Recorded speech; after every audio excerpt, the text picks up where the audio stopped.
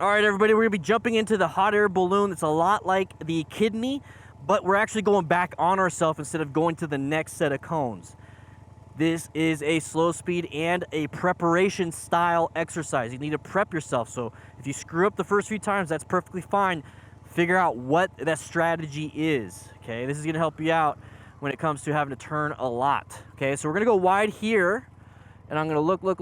I'm not gonna go wide here. I'm gonna cut it really quick, but I'm gonna go wide here. Okay, now I'm gonna keep this turn going, cut it quick, go wide here. Now, what we're doing now is setting up for the next set. So I'm gonna go wide here, cut it quick, and then I'm gonna go wide here. So you notice how I'm shooting out towards the outside? Because I've shot it in too quickly, this next turn would have been difficult. Okay, and I'll show you what it looks like on the next one. Okay, now we're gonna go wide all the way around and exit out around all the cones. Now, you heard me say wide, cut it in, wide, cut it in, wide. And I'm gonna show you what it looks like if you go wide on everything. And then I'm gonna show you what it looks like when you go and cut it in the first part and go wide the middle part. Okay, this is a little bit different. I'm not showing you the correct way every single time. I'm showing you what it looks like if you screw up too on this, okay? So I'm gonna cut it in pretty short here. I gotta make this turn. Oh, damn it. And that's what happens, okay? So that's what happens when you cut it in a little too short on the outside cones, and then you try to go wide on the inside cones. That's about the prep work. Now let's go nice and wide on the first one so we can make the second one, but I'm gonna go wide on the second one. You'll see what I mean. So here we go. We're gonna go nice and wide like we're supposed to.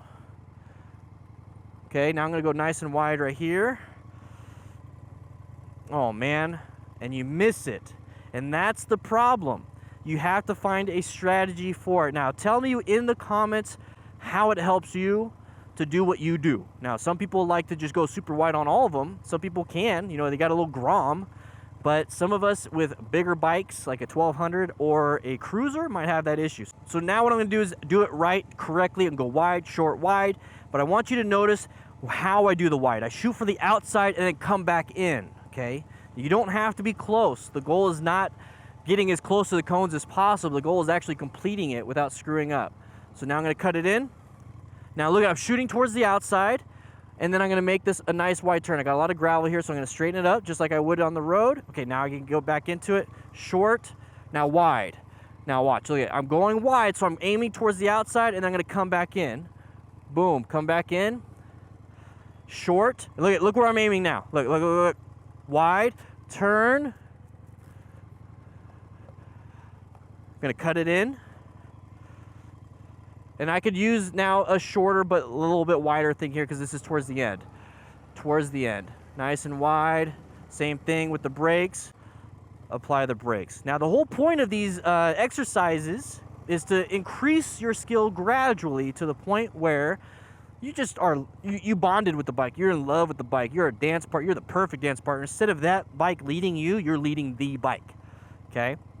It's a great exercise. I have a ton of fun. But the main purpose of me showing you what these exercises are is that you have a visual representation instead of just looking at the paper on the drill book. Okay, remember we got the paper. So if you're scanning your QR code on that page and you're here, if you're watching this on YouTube, make sure you get the drill book. Okay.